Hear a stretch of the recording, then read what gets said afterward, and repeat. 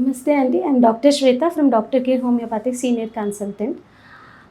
ప్రతి ఒక్కరికి కామన్‌గా కనిపించే సమస్య నొప్పులండి. ఈ నొప్పి అనేది శరీరంలో ఏ భాగంలో అయినా వచ్చి ఉండొచ్చు. లైక్ మోకాళ్ళల్లో, అరికాళ్ళల్లో, మోచేతుల్లో, వేళ్ళల్లో ఇలా దీన్ని మనం ఆర్థరైటిస్ అని అంటూ ఉంటాము.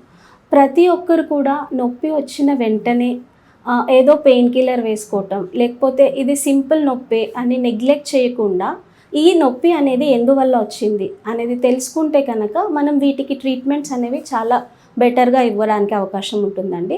ఒకవేళ 40 ఏళ్ళు పైబడిన వాళ్ళల్లో కనుక నొప్పి వచ్చినట్టుగా అయితే మోకాళ్ళ నొప్పిని మనం ఆస్టియో ఆర్థరైటిస్ అని అంటూ ఉంటాం. వీళ్ళల్లో ఏంటి అంటే జాయింట్ స్పేస్ అనేది తగ్గిపోతూ ఉంటుంది, సైనోవియల్ ఫ్లూయిడ్ అనేది ఎక్కువగా ఫామ్ అవ్వదు, కార్టిలేజ్ డ్యామేజ్ అనేది జరుగుతూ ఉంటుంది. ఇది మొదటిలో మనకి ఏ చిన్న పని చేసినా కూడా నొప్పి రావటం, లేదా ఎక్కువసేపు నిల్చున్నప్పుడు నొప్పి రావటం, కూర్చున్న పొజిషన్లో నుంచి లేచి నిల్చున్నప్పుడు నొప్పి రావటం, మెట్లు ఎక్కి దిగేటప్పుడు నొప్పి రావటం లాంటివి చూస్తూ ఉంటాం. ఇలాంటి వాటికి ఇది నాకు కామనే అండి అని వదిలిపెట్టకుండా దీనికి కాజ్ ఏంటి అంటే కాల్షియం తగ్గిపోవటం వలన, లేకపోతే బరువు ఎక్కువ ఉండటం వలన, థైరాయిడ్ వలన, డయాబెటీస్ వలన అనేది కనుక మనం రూట్ కాజ్ నుంచి కనుక తెలుసుకున్నట్టుగా అయితే దీనికి ట్రీట్మెంట్ అనేది బెటర్గా చేయొచ్చు. లైక్ ప్రతి ఒక్కరూ మోకాళ్ళు అరిగిపోయిన వెంటనే డాక్టర్ దగ్గరికి వెళ్ళి సర్జరీకి ప్లాన్ చేసుకోవటం, లేదా ప్లాస్మా థెరపీ అని తీసుకుంటూ ఉంటారు, లేదా పెయిన్ కిల్లర్స్తో వాళ్ళ లైఫ్ని ప్రొసీడ్ చేస్తూ ఉంటారు.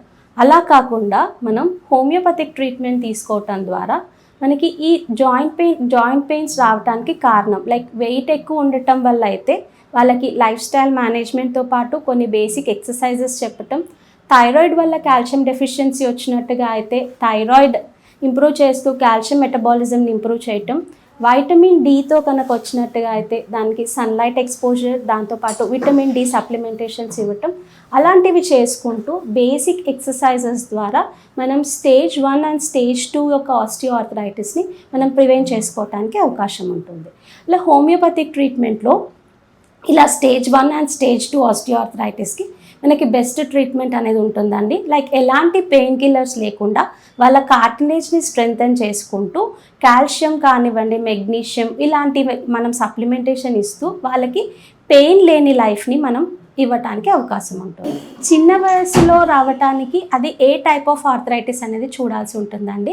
లైక్ కీళ్ళ వాతం అంటాం, అంటే రొమటాయిడ్ ఆర్థరైటిస్లో మనకి చిన్న జాయింట్స్లో పెయిన్ ఎక్కువగా వస్తూ ఉంటుంది, వాపు రావటము, నొప్పి రావటం, ఏ చిన్న కదలిక చేసినా కూడా నొప్పి ఫీల్ అవ్వటం, అంటే సరిగ్గా నడవలేకపోవటం, ఏ వస్తువు కూడా హ్యాండ్లో హోల్డ్ చేయలేకపోవటం, మైల్డ్ ఫీవర్ ఇలాంటివన్నీ ఉంటాయండి. వాళ్ళు ఆర్ఏ ఫ్యాక్టర్, సిఆర్పి టెస్ట్ చేయటం ద్వారా రొమటాయిడ్ ఆర్థరైటిస్తో కనుక సఫర్ అవుతున్నట్టుగా అయితే వెంటనే స్టీరాయిడ్స్ లాంటి ట్రీట్మెంట్కి వెళ్ళకుండా హోమియోపతిక్ ట్రీట్మెంట్ లాంగ్ రన్లో తీసుకున్నట్టుగా అయితే మనం ఈ ఆటో ఇమ్యూన్ డిజీజెస్, అంటే రొమటాయిడ్ ఆర్థరైటిస్ అనేది ఒక ఆటో ఇమ్యూన్ డిజీజ్, ఆ డిజీజ్ని మనం ప్రివెంట్ చేసుకుంటూ ఆ మెడిసిన్స్ వల్ల వచ్చే సైడ్ ఎఫెక్ట్స్ని మనం ప్రివెంట్ చేయడానికి ఛాన్స్ ఉంటుంది. యూరిక్ యాసిడ్ ఎక్కువగా ఉన్నప్పుడు దాన్ని మనం గౌటీ ఆర్థరైటిస్ అని అంటూ ఉంటాము. ఈ యూరిక్ యాసిడ్ క్రిస్టల్స్ అనేవి కిడ్నీ యొక్క ఫంక్షన్లో డిస్టర్బెన్సెస్ వల్ల వస్తూ ఉంటాయి. లైక్ కిడ్నీ ఏంటి అంటే మన ఎక్స్క్రీటరీ ఆర్గన్, ఒక మెయిన్ ఎక్స్క్రీటరీ ఆర్గన్. మనం తినే ప్రతిదీ కూడా మన కిడ్నీ కానీ లివర్ కానీ మనకి డైజెషన్ చేస్తూ ఉంటుంది, ఎక్స్క్రీషన్ అనేది జరుగుతూ ఉంటుంది. ఎప్పుడైతే మనం ప్రోటీన్ కంటెంట్ ఉన్న ఫుడ్ ఎక్కువగా తీసుకుంటామో అప్పుడు మన బాడీలో యూరిక్ యాసిడ్ లెవెల్స్ అనేవి ఎక్కువ అవుతాయి. సో ఈ యూరిక్ యాసిడ్ లెవెల్స్ ఎక్కువ అవ్వటం వల్ల మనకి ఈ యూరిక్ యాసిడ్ క్రిస్టల్స్ అనేవి కూడా వెళ్ళి జాయింట్స్లో అనేది డిపాజిట్ అవుతూ ఉంటుంది.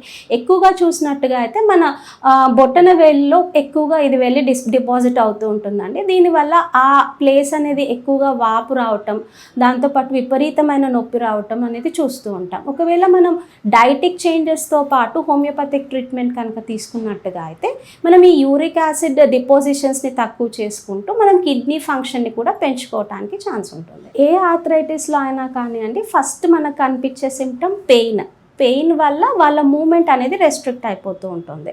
లైక్ ఎక్కువగా కదిలిచ్చినప్పుడు నొప్పిగా ఉండటం, అంటే వాళ్ళు రొటీన్ చేసుకునే యాక్టివిటీస్లో డిస్టర్బెన్సెస్ ఉంటాయి. సడన్గా కూర్చున్న పొజిషన్లో నుంచి లేవలేరు, లేచిన వెంటనే కొన్ని అడుగుల వరకు నొప్పి ఉంటుంది, తర్వాత మళ్ళీ నొప్పి తగ్గిపోతూ ఉంటుంది. అలాగే కూర్చున్న పొజిషన్లో నుంచి లేవటానికి ఇబ్బంది పడుతూ ఉంటారు. ఇలా ఫస్ట్ ప్రిలిమినరీగా మన బాడీ అనేది కొన్ని సైన్స్ అనేది ఇస్తూ ఉంటుంది. లైక్ మూమెంట్ రెస్ట్రిక్షన్ అనేది ఫస్ట్ చూస్తాం. ఆ మూమెంట్ రెస్ట్రిక్షన్లో కనుక తొందరగా గుర్తుపట్టి కనుక టెస్ట్లు చేయించుకున్నట్టుగా అయితే అది ఏ విధమైన ఆర్థరైటిస్ అనేది మనం తెలుసుకొని ట్రీట్మెంట్ అనేది ఇవ్వచ్చు. లైక్ బేసిక్గా ఆర్థరైటిస్కి వచ్చేసి మనకు నార్మల్ సిబిపి, సీరం కాల్షియం, దాంతోపాటు ఆర్ఏ ఫ్యాక్టర్, గౌటీ ఆర్థరైటిస్కి వచ్చినట్టుగైతే యూరిక్ యాసిడ్, సిఆర్పి, బేసిక్గా ఎక్స్రే అనేది తీస్తూ ఉంటాం. ఏ జాయింట్ అయితే ఇన్ఫ్లేమ్ అయ్యి నొప్పిగా ఉంటుందో ఆ జాయింట్కి సంబంధించి ఎక్స్రే అనేది తీస్తూ ఉంటాం అండి. ఎవరైనా ఇలా నొప్పితో బాధపడుతూ మూమెంట్ చేయడానికి ఇబ్బంది పడుతున్నట్టుగా అయితే please consult doctor care homeopathy.